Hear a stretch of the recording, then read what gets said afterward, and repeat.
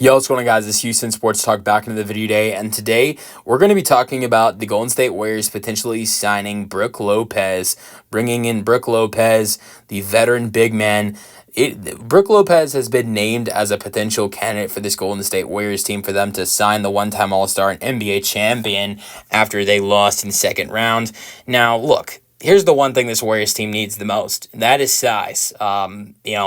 The tallest guy in their starting lineup in the series against the Timberwolves, and really the entire postseason and most of the season as well, was 6'9" Jimmy Butler. I mean, and he's not even playing center; he's playing power forward. Draymond Green is playing the center position. He's 6'5". So to me, I think the biggest need for this Warriors team this offseason is a big man. I think Brook Lopez is a guy that can be listed at that. He's 7'1". I think the thing about Brook Lopez that might intrigue you is he's 7'1". His three-point shooting ability fits well with this Warriors team. 37% from three last season on 5 attempts per game. Is a career 35% three-point shooter, even though he started off the first, maybe you can say the first half of his career not being known as a three-point shooter. It wasn't until the 2016-17 season he started being able to knock down threes, and that's when he really became automatic. I mean, like, you look at his first, I think it's his first, I want to say first 8 seasons in the league with Brooklyn, and even in there were at some of that time they were in New Jersey. There were the New Jersey Nets and the Brooklyn Nets when he was there, and it really just the first the first 8 of the 9 seasons in Brooklyn and New Jersey, and those first 8 seasons he was not a 3-point shooter at all. I mean, like, his first couple seasons, he shot, it's not like he was shooting either. I mean, shot 0 for 7 in his first 6 years from 3. Then if you look at his first 7 years, he shot 1 for 17. He didn't make his first 3 until his 7th season, and then you saw that 8th season shot 2 for 14, and then it's that 2016-17 season where Lopez really started to change his game, and it made him much more dangerous. I mean, he was an all-star, even though he didn't, shoot well from 3. And that 2016-17 season, you see him really start to be able to knock down threes. That season, he made 134 threes. It's the most he's hit. That's one of the highest he's hit in a season. And shot 134 for 387 with his first 7 years before that being a guy that was not known to be a good three-point shooter.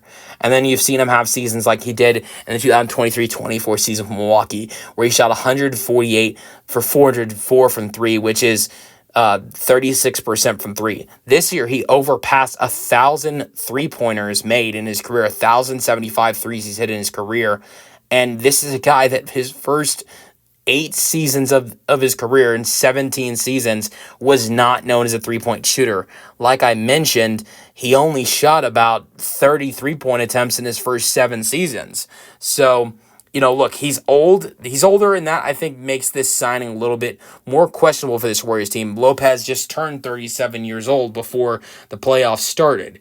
But he's a cheaper option, and he provides 2 things the Warriors. One thing the Warriors need, one thing the Warriors like. The one thing they like is three-point shooting. The one thing they need is size. Another thing really underrated about Brook Lopez is, I don't know how underrated you say it would be, but his shot blocking, one of the best in the league. Only 2 blocks per game this year, but the two years prior, 2.5 blocks per game. But it's also fair to mention is sometimes this year his minutes were down. But you look at some of the block totals Lopez has put up in years past. I mean, Lopez last season. You can go over last season and like 2022-23 season. This is a guy that almost had 200 blocks.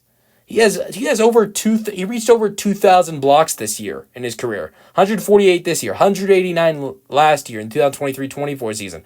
2022-23 season, like I mentioned, 193. So he's just been amazing when it comes to getting blocks and doing a great job on that category of blocking shots. And that would really help the Warriors defensively and rebounding wise. I mean, his rebounding numbers, I think, are not what you would expect them to be, as a 7-1 center. I mean, this year, rebound-wise, he averaged 5 rebounds per game. The year before, 5.2, 6.7, 4.1. He's actually not ever really been an amazing rebounder. His highest rebounding season is 8.6 rebounds per game. But honestly, I think on this Warriors team, and here's the first thing I'll say. I think the first thing I'm going to say is, when you're playing next to a guy like Giannis Antetokounmpo, who's just a monster rebounder, your rebounds aren't going to be that high. Giannis averaged like 12, 13 rebounds per game this year.